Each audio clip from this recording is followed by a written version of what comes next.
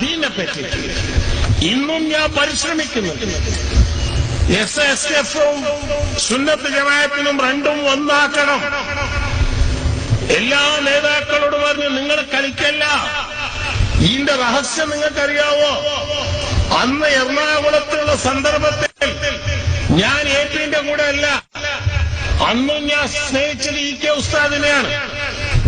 ഷേഖുന മടൂർ അബൂബക്കർ മുസ്ലിയാർ ഖദ്ദസല്ലാഹു സിറൽ അസീസ് മകനാക്കാട്ടി അധികം എന്നെ സ്നേഹിച്ചിരുന്ന മഹാനവർകൾ കുട്ടിച്ചേര പോയി. ഞാൻ വളരെ സന്തോഷത്തോട് എറണാകുളം ഒരു സമ്മേളനമുണ്ട്, അത് വിജയിക്കുമെന്ന് എനിക്ക് തോന്നില്ല, എനിക്ക് വിജയിക്കുക എന്ന് പറയുമ്പോഴത്തേക്ക് വലിയുള്ളാഹി മടൂർ അബൂബക്കർ മുസ്ലിയാർ ഖദ്ദസല്ലാഹു സിറൽ അസീസ് ഉടനെ എണീച്ചിരുന്നു. പറഞ്ഞേ തോബ ചെയ്യുക, തോബ ചെയ്യുക. മുഖം ചോന്നുപോയി. ഞാനും എല്ലാം കൂടി പേടിച്ച് ഞാൻ പറഞ്ഞു തോബ ചെയ്തു. മുസ്ലിയാരെ, എന്താണ് നിങ്ങൾ പറയുന്നത്? EK നിങ്ങൾ അമ്മാമനല്ലേ?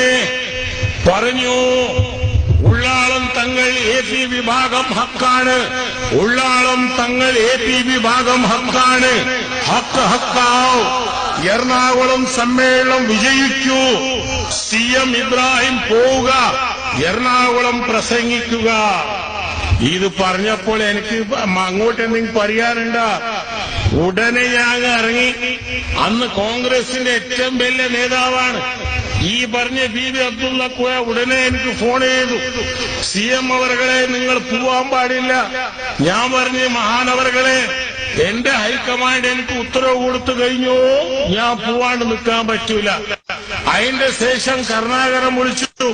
കരുണാകരൻ പറഞ്ഞു ഹൈക്കമാൻഡ് പറഞ്ഞിട്ടുണ്ട് നിങ്ങൾ എറണാകുളം പോവാൻ പാടില്ല. ഞാൻ കരുണാകരനോട് പറഞ്ഞു കോൺഗ്രസിന്റെ കസാല എനിക്കൊരു പുല്ലാണ്. എന്റെ ഷേഖ് മടൂർ അബൂബക്കർ മുസ്ലിയാർ ഉത്തരവിട്ട് കഴിഞ്ഞു, കോൺഗ്രസ് ഇല്ലെങ്കിലും സാരമില്ല, ഞാൻ എറണാകുളം പോകും.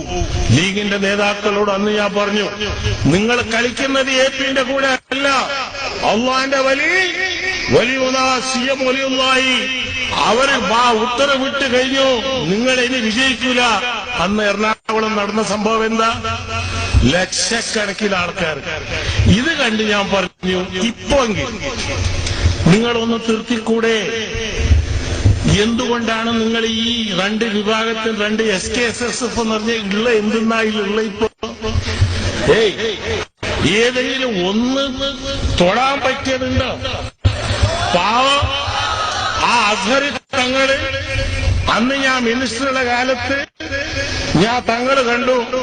ഞാന് ലീഗാരെ വിളിച്ച സമ്മേളനത്തിൽ ഞാൻ നിരാകരിച്ചിട്ടില്ല. ജാമിയ നൂരിയ സനത് ദാനം ഉദ്ഘാടനം ചെയ്തത് ഈ CM ഇബ്രാഹിമാണ്. ഞാന് ലീഗിന്റെ മുകളിലോ SKSSFിന്റെ മുകളിലോ എനിക്ക് ദേഷ്യമില്ല.